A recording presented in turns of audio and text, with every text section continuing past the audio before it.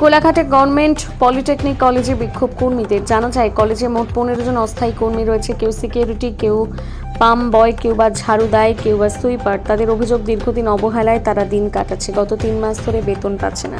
তারা কোনো এজেন্সির সাথে যুক্ত সেটাও জানতে পারছে না। কলেজ প্রতিনিয়ত কাজ করছে, কিন্তু বেতন না পাওয়াতে আজ কলেজের মূল গেটে চাবি লাগিয়ে বিক্ষোভ প্রদর্শন করেন অস্থায়ী কর্মীরা। তাদের দাবি, অবিলম্বে তাদের বকেয়া বেতন দিতে হবে এবং বেতন বৃদ্ধির দাবি করেন তারা। যদিও কলেজ কর্তৃপক্ষের দাবি, তাদের বেতন এজেন্সির মাধ্যমে প্রতি মাসে এজেন্সির মারফতে তারা বেতন পাঠিয়ে দেয়। কী কারণে ওরা বেতন পাচ্ছে না সেটা ওই এজেন্সি বলতে পারবে।